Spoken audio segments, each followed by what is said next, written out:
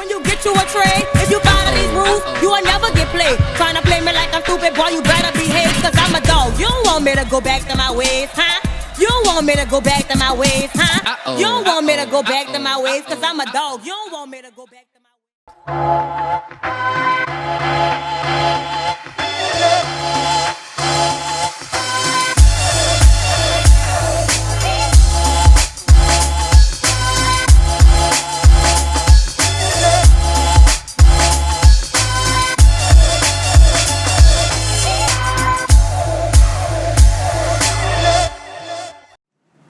Welcome back to an all-new episode of the Ratedmapodcast. I am Tavarus, and today I'm holding it down on my Barbara Walters shit. Blake and Dabrian are not joining me today, but I do have a very special studio guest. It's my homegirl, Aronica. Hey, everyone. Hey, now. Yes, and I asked Aronica to come on because we do have a large female fan base, along with our LGBTQ fan base. And you know what I'm saying? I have a lot of random female questions that I never get to ask because I don't have that many female friends. And I kind of want to, you know what I'm saying, chat a little bit. Let me tell y'all a little bit about Aronica. She's very grown.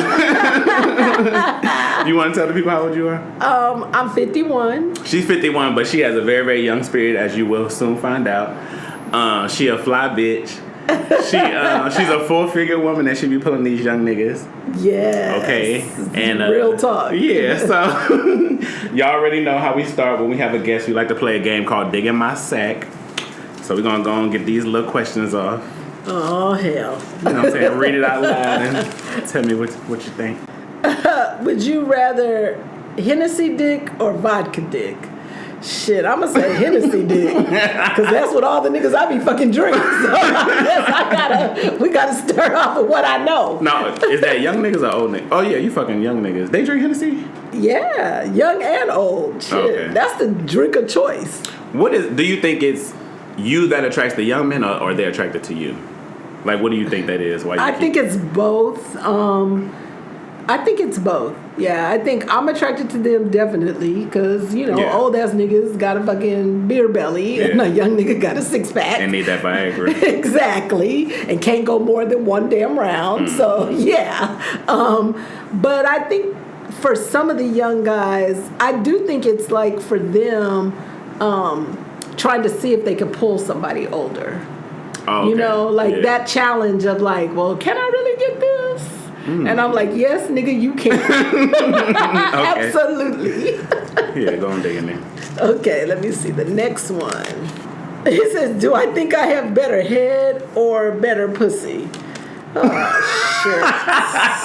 Damn. I'm going to say pussy because I'm fucking lazy on the head. I realize I'm lazy as you get older. You done been with so many people where the shit's so fucking bad that you like, nah, I'm not giving this much to nigga. He like, gotta prove himself. Have you ever heard Tammy on Basketball Wives say she only suck the head now? She don't go all the way down on the shaft? Well, what I try to do is have both hands on it, so then it's the same difference. I'm not really going down on the shaft if I'm holding it with two hands. You know what? Growing up, I always heard that pregnant pussy was the best pussy and that big bitches had the best pussy. I have heard that as well. I ain't never been pregnant, but and I heard that big girls got that good wet sloppy toppy. Well, nah. Not back in your day. Okay, describe your first time you experienced an orgasm from a man. I like how you said from a man. It just, right. I've never been with a woman, so I mean like I know, but not masturbating. Oh, okay. Yeah. So I would say because it's a difference. No, there is a difference. I would say probably in my mid-20s was the first time. But you know, it's so weird because as time goes on, I do feel like I've had better sex in my 40s. Mm-hmm. Like, I feel like when they say, like, for your 40s as a woman, it's your sexual peak, I totally believe that. Well, that's because you know your body. Yeah, and then you know what you like. And then, you know, you can be with people that can give it to you. Or if they can't, you just are like, yeah, no. But before, when you were younger and you were fucking, it probably was just more of an act. But once you had that first orgasm, what did that feel like? Was it like, what is this? Like... It was more like, thank God, at least I can actually come. Oh. Because I think you spend a lot of years of faking it. or I did, with people because, you just are with people, they look good, you want to be with them, he cute, he got a nice car. So back then, what percentage of the time would you say that you would actually orgasm? Shit. Less than 50%? Definitely less than 50%. And I think that's common for a lot of women. And would they never just be like, are you good? Did you... They would say, are you good? And then you would lie, or you would just fake it and act like you was good. Okay, so since you're talking about lying, what is the number one lie that women tell, you think? That's a good question. Or the number one lie you tell. I don't want to give up all my secrets, but I say my number one lie I tell is, you fit me perfectly. Like I always tell every nigga that his dick fits me perfectly. Because niggas love to hear that. Yeah. Because niggas, no matter what size they gonna have, a big dick or a little dick, they just want to hear like that is good to you. So. Right. So I just like always try to whisper that in somebody's ear at some point and be like, that might make them come to it fits me perfectly. Does size matter to you? To me, no, because I've been with big dick niggas that couldn't fuck and thought they could just because they had a big dick. And then I've been with small dick niggas that got stroke and like they gonna put in the work and make sure like you come. So I always say if you have a dick like a hamster, you better have a tongue like a rattlesnake. Well, and that's usually the case too. Yeah. I do find that most men with smaller penises, their head game is better. Now, which one do you think is, I want to say, looked down upon more by men? If you fuck on the first date or if you suck dick more on the first date? I don't know. Are people really looking down on people for that? I mean, either way. Because, like, he's there fucking and sucking too. I'm thinking, so, like... But you know how, like, I don't know, like, growing up when I was in school, yeah, people you'd be like, always she say sucked that. everybody's dick. No, it's true. I've literally hung out with... There's one female in particular, and we happened to cross paths with some of the same dudes, at different times, and I remember them, because I was like, they were like my homeboys, and I remember them saying like, she's such a hoe, and I was like, why? I fucked all you niggas too. Like, how come she's the hoe? Because it's such a, it's and they were like, but you different. I was like, how am I different? Well, they're like, well, it's just different with you. And I was like, no, it's the same, but you guys just want to kind of try to mess up her reputation and say it's different. Like, we've laid up with some of the same people, so it's no different. They said, what's the way you carry yourself? I was like, but that's not what we talking about. We talking about who she fucked, and you're saying she's a hoe because of that, and that's not right. So yeah. But I do think I will say people probably, nobody minds getting hit at first. Right. I think that's standard. And some people be still going with that's not really sex shit. So I guess. I don't know. I feel like if I was a female, I'd rather just give up the pussy than my throat. It just seems like, I don't know. Yeah, because it's more work. Yeah, I get that. It just sounds so bad if a nigga be like, that bitch sucked my dick. Like, well, hopefully she gonna say he ate my pussy too. Well, like, it ain't gonna be one-sided. It ain't gonna be like... No, that's true. If you could describe your relationship status with the song title, what would it be? And take your time.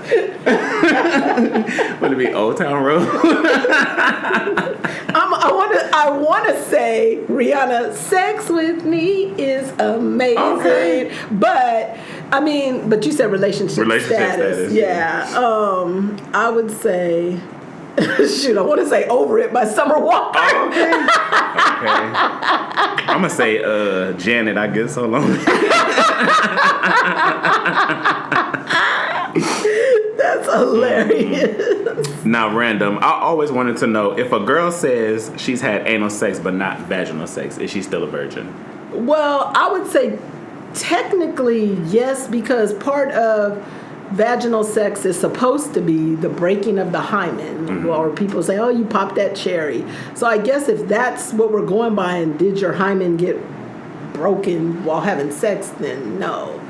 But that's interesting that somebody would have that before having vaginal sex. Well, would you consider her a virgin still? I would, yeah. But probably because I'm old school. Like, I come from that old school thinking, like... That sounds like some whole shit, man. What, to have anal sex? No, to be like, oh, I'm still a virgin, but your hole wide open, your booty hole. Well, But it's different. Like I said, I guess because technically the whole thing about people being a virgin is when the hymen is not intact anymore. So that's why I say it. Have you tried anal sex before? Hell yeah. Oh, you have? Yeah. Did you You actually are shocked. Okay. You know, with it, and I've had it with a few different people.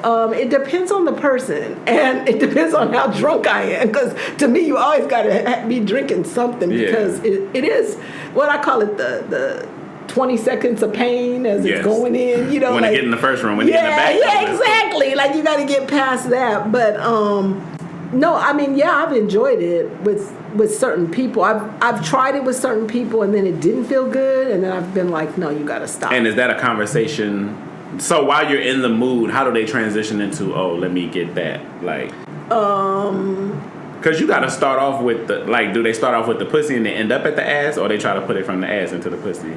Yeah, I was thinking you start off with the pussy first, usually. Because they say you're supposed to bring trash from your backyard. Front yard, exactly. I think in the cases I've had, most people, it could be like you've done one session, and then like they're spooning you, so they're behind, and then all of a sudden you feel the dick trying to get in and then you'll be between the cheeks. What's happening? In between the cheeks. But you know, if people know how to do it, then they're gonna be like, you know, playing with your pussy while they're trying, you know. So it's like you're getting like multiple ways of pleasure, and then they can like get it in, you know. Or people just say like, I want to have anal sex, and can we try that? And then I'm like, okay, yeah, we could try. Now, how long have you been single? And what was your longest relationship? My longest relationship or situationship? I mean, relationship where I actually lived with somebody was like a year. Situationship, shit, or friends with benefits, 13 years. Hold up, you 53? 51. 51, your longest relationship was a year? Yeah. Oh my God. I know, it's crazy. That is insane. Yeah, because it's such a small amount of time. How do you feel about that? Or what's the word, like, what do you attribute that to?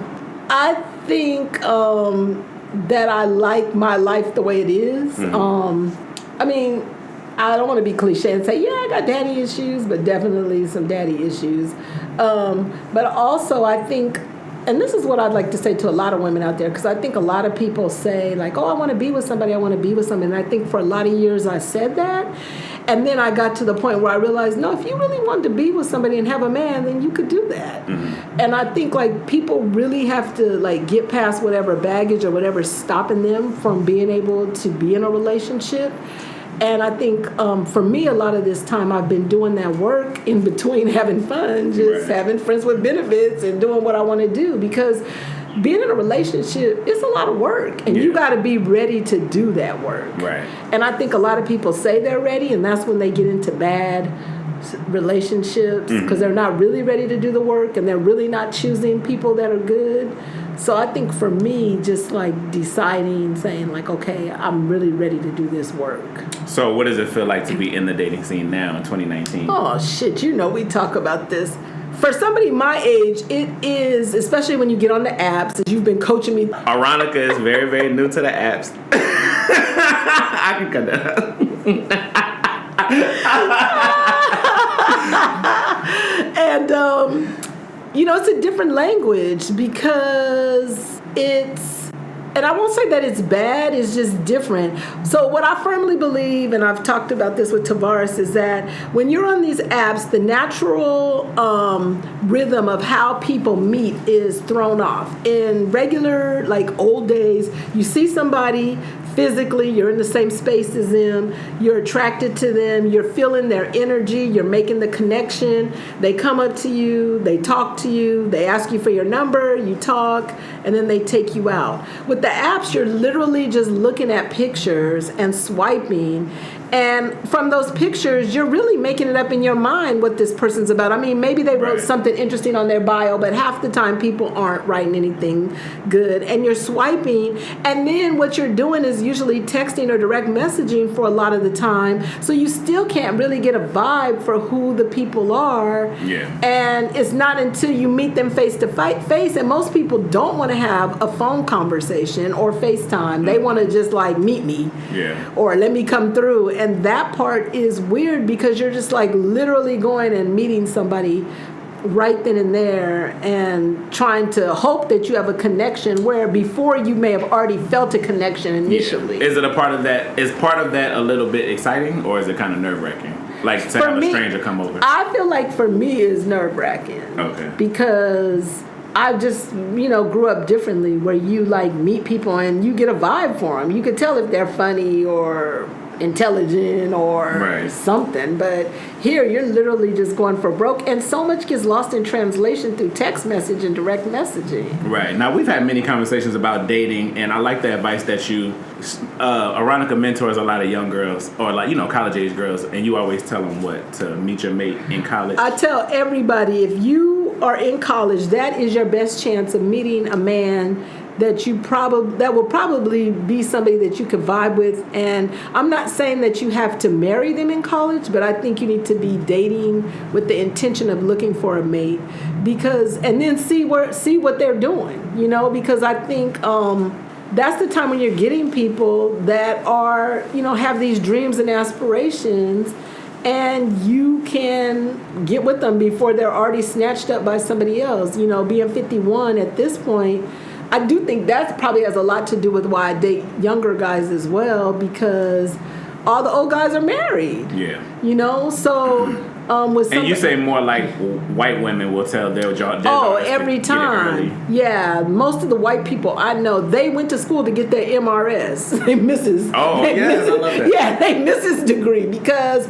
And they know that, hey, listen, I'm going to be there. I'm going to handle my business. I think the biggest thing that we do to black women especially, is to tell them, don't worry about that. Just focus on your career. And let me tell you, I have a great career and no man. And that's just keeping it real, because my whole focus has been on working on my career.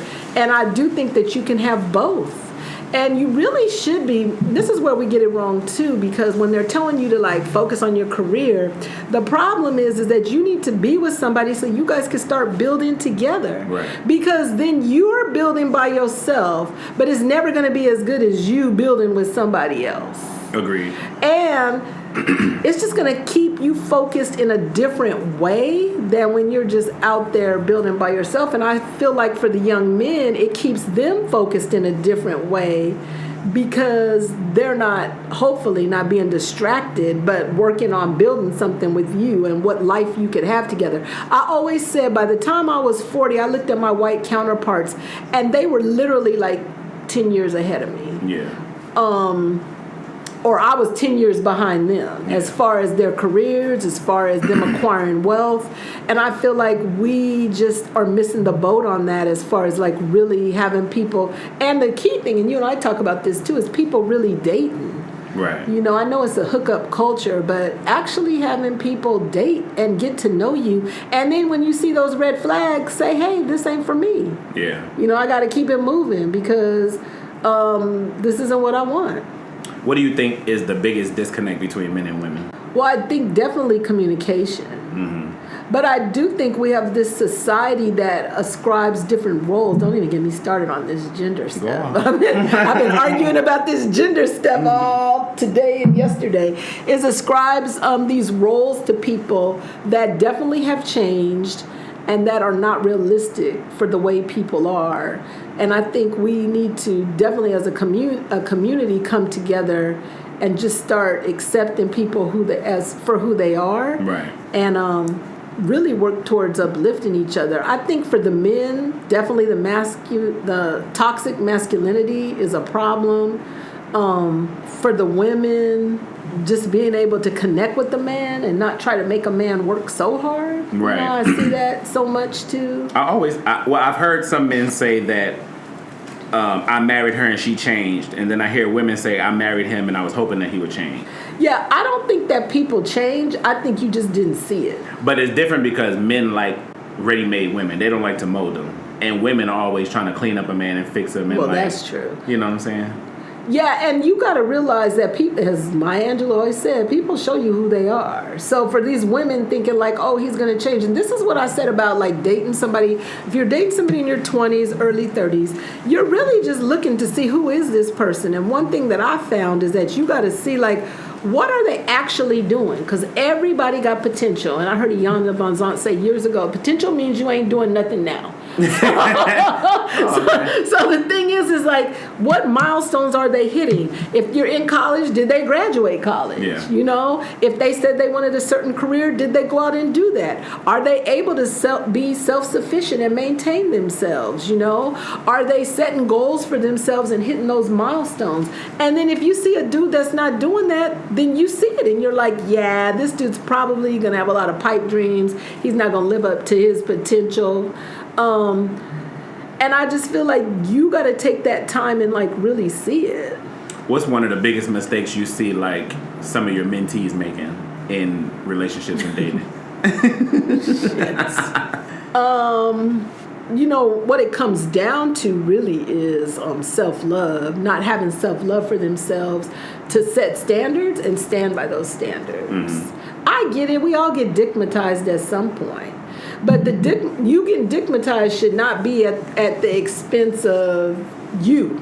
Right. And what your goals and dreams are. And I feel like a lot of times what they do is try to please these dudes too much, give too much, and then they can't, you know, focus on what they're trying to do. And they really don't demand much of the dudes. Right.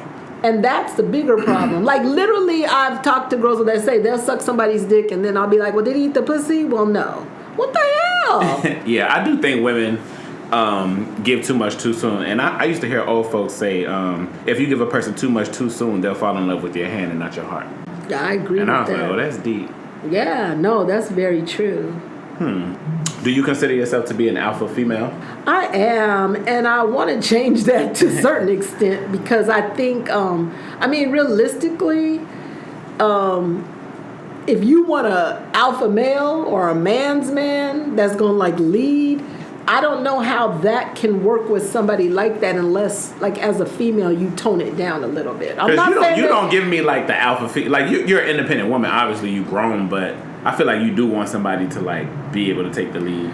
I do, and that's after years of not having somebody do that. So right. I think to me it's got to the point where I had to do some self-reflection and say like, yeah, this always trying to take over is not working out for me. So now I got to think about like, what does that look like where I could still be helpful to a person right.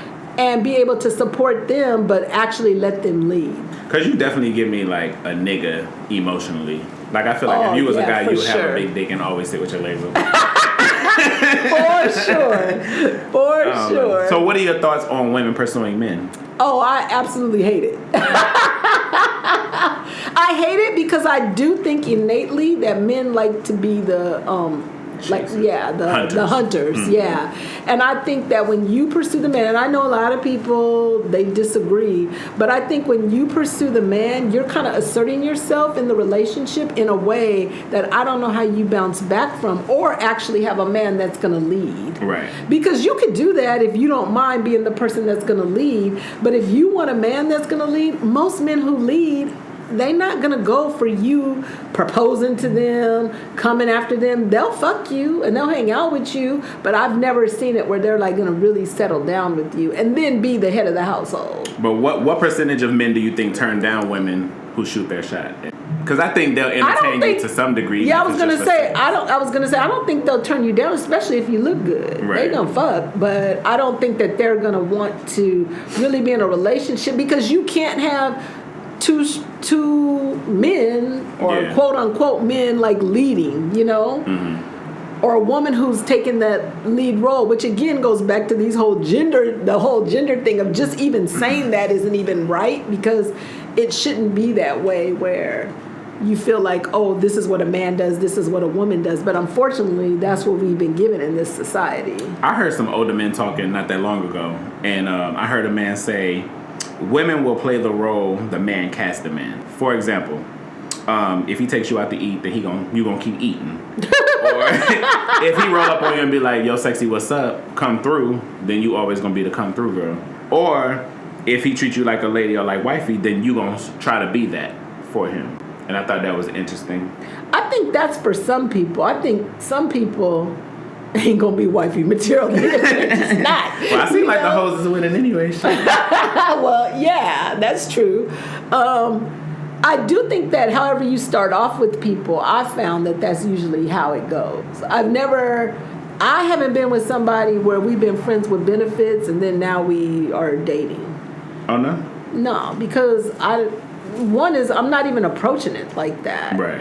And I'm not even trying to give them my all like that, as if it was somebody I was really dating. So I don't even know how you get to that point. I mean, I've heard people talk about doing it that have done that, but it's just never been my experience, nor anybody that I've known. Does it come naturally to you to stroke a man's ego? Is that something that women innately have? I do it in bed, yeah. Oh, with your whispering. Yeah. Well, because I think that everybody sexually wants to know that they're good in bed. Right. And men for sure want to know, that they're putting it down. So I think, now, I mean, if you're not good, I'm not saying it, all the time. But I'm saying for the people that are good, then I'm saying it. And I think, I think you got to stroke a man's ego at some point, though, because by not doing so, that's, we always hear these stories of when the men cheat or go someplace else. Yeah. They're like, oh, the other woman made me feel good. Yeah.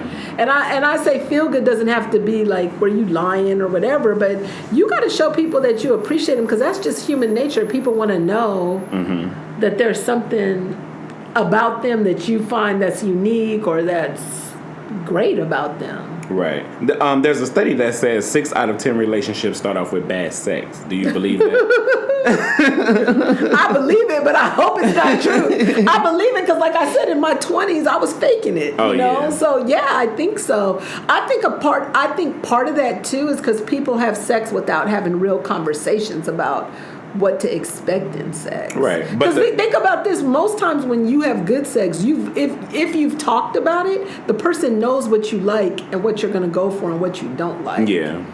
The top 3 reasons were body odor, equipment, and rhythm. Body odor. So if you did have a first encounter that was bad, would you try it again or hang it up? Depending on their personality. Okay. If they had a decent enough personality, I'd be like, oh, we could try it again. Maybe it was just off that one time. Right. But after the second time, at this point in my life, no, I'm not having you back a third time to waste my time. Right. Yeah. I don't know about no callback. I can't, the body odor, and we always laugh about the body odor thing. I don't get what that is because why is anybody laying up with anybody not fresh from the shower? Yeah, how does it even get that far? I don't know. I have no idea. Because even if you kissing somebody's nipple or something, you could smell their underarms nasty.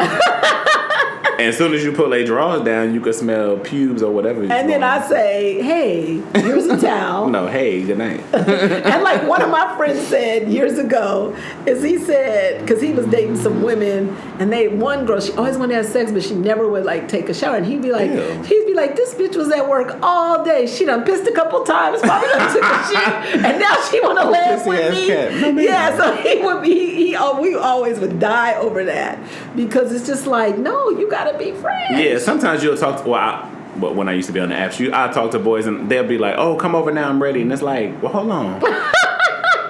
You mean you get ready? I know it's a process. I'll be like, did you shower already? And some people would get offended and be like, I don't need you to tell me how to clean. And then I'll get there and they'll still be not fresh. You're like, so I'm you're like, yes, I do need to tell you. I don't know about that. What's something that you tried recently sexually that you enjoyed? Anything new that you tried recently? Oh, shit. Ooh, this sounds like a good story. I'll say it was different. I'll say a role play with somebody who was younger that wanted me to act like I was their mother. Okay. And that is different. Mm-hmm. Look, I know people are like, what the fuck?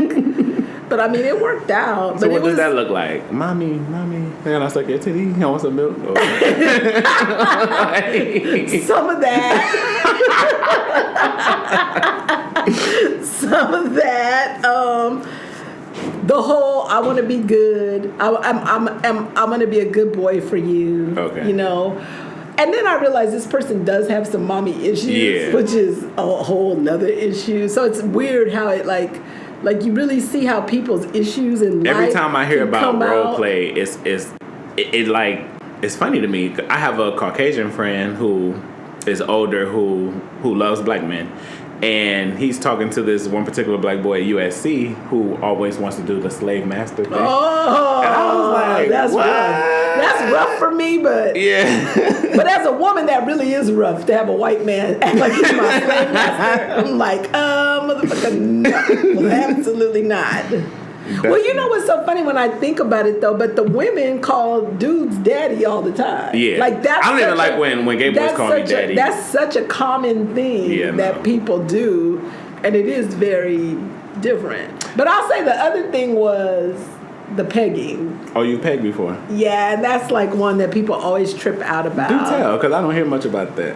Yeah, so it was somebody I was in a situationship with, and I don't know, just like one night I was just playing around, and I was like, lay on your stomach, and then I was like kind of grinding up on his butt, but he was like, oh, that feels good, and in my mind I'm like, what the hell is going on? And he's like loving it, and then I was like thinking in my head, because I'm this kind of person, I'm like, I wonder if I got a dildo with this nigga, let me fucking with the dildo. So then I tell my boys, and they're like, you gotta do it, because then at this point it becomes a damn. And you literally had no intention of doing this. You were like playing with him. It was his reaction to it, I have to say, kind of turned me on a little bit. And then I was like, oh, well, shit, we doing this. And so then the next step I did was I looked for porn that was like, well, at that time, because it was a while ago, we didn't call it pegging. Like that's the term. So I was looking for like porn like that. So I was like, okay, I'm going to just have him over. I'm going to put this porn in and see his reaction. Because a dude that ain't going to let you do it would be like, oh, hell no, turn that off. But he sat there and watched it. And I was like, oh. And he would say, like, no, we're not going to do, because I was like, I'm going to do that. And he's like, no, you're not. But he wasn't a strong, no, you're not. It was negotiable enough. Yeah, it was like, and then I just bought the strap on. And then one day I just started, you know. I mean, I was tossing salad, and then like after that, I was like, okay, let me try this. It wasn't big at all, so I started off with something really like really a butt small. plug size, or like I would say like that. Yeah, it was something like more narrow at the end. It wasn't like in the shape of a dick. So, okay. Yeah, so and then he got into it. Now, he said he never, did that with anybody else, which I can imagine, because I don't know how many women really want to do that. And I don't know how you bring up that conversation. But that's like the only person I've done that with, but I do ask from time to time just to see what people's reactions are. And what's their normal reaction? Hell no. They probably be like, what is that? It sound wrong. Exactly. But I always tell these young girls, grown bitches eat ass, so y'all childish. Y'all need to start. Who doesn't do that? A lot of girls don't do it. They still frowned up. Yeah. If you get you a good clean this goes nigga. back. I was gonna say this goes back to somebody coming fresh out the shower, for sure. And I got a shower, so I'm like, here's the towel. This is, But I don't know how people don't do that, because that is part of the foreplay to me. I haven't tried anything recently that's new that I haven't done before, but not that long ago I was with somebody, and I was like, I think we were already climaxed and finished and just laying there, and this nigga then reached on side the bed and grabbed a nipple clamp and put that shit on me, and I jumped the fuck up. I was like, oh hell no. I don't want no mother. That shit hurt so fucking bad. I was gonna say that would hurt me, because I got I'm like, no, nipples. bitch. He was like, no. I did have somebody though ask me recently about bondage, and I've never thought about bondage in the sense, like, it's never been appealing to me. But see, I'm one of these people where I feel like I'm never going to say never, because I do feel like you could be with certain people and they bring out certain stuff in you. Agree. And so I think with the bondage, I probably could be. Now, what's included in bondage? Like tying up hands and feet, like hog style? Well, it could be a lot of that. It could be all of that. And even just the process of tying people up, like that is a process now. Like there's certain ways you tie people, because there's certain ways you're supposed to tie people where, like, say they tied me and the knot would be like right by my clit. So it's supposed to be like kind of exciting me there. I feel like you have to be with a white man because niggas just don't. No, there are some black people tying knots and shit. No, because I follow this person on IG that's what they do, and he has like the what do you call it? The glow in the dark ropes, and it's like a whole thing. It's interesting. It is interesting to me. I'm not really into the pain part of it though, because that's the thing too with the bondage, the spanking with the whips. Yeah. No. The ball gags and all that, having a safe word. I just think about pose every time. Exactly. Exactly. That's what I was going to say. You have to have like build the relationship and the rapport with the person to really trust. Maybe a little swing or something hanging from the ceiling, but yeah, I'm not tying. You're not tying me. I'll tie you up. What about the handcuffs though? I ain't never been tied up. I ain't gonna say never, but. I haven't either. I've been handcuffed though, but not tied. If it's like some little soft ones, because I don't like that jail feeling either. Cause that triggers me. I love that. That triggers me. Now, we always talk about men and the complaints of dating, so let's kind of switch it up and talk about what a man does to show that he actually likes you. So I would say, ways to know that he likes you. He pays attention to details. I was just going to say listens. I was going to say when somebody listens, and when somebody really listens and is like listening to you. Because like you said, they're paying attention to details and it comes back up later. Yeah, exactly. Like if you're on the first date, you telling him your favorite food or that you like watches or flowers or something, and then he just pops up later with something that you mentioned. Exactly. I think that's a key sign. He won't do the bare minimum, I feel like. I know, but I think that's so hard for people because I don't know if people know how to go over and beyond. I think people do. I just think people accept too much. Yeah, I was going to say they don't have to, so they people do what they get away with. Yeah, now that's true. I believe that. It's called effort.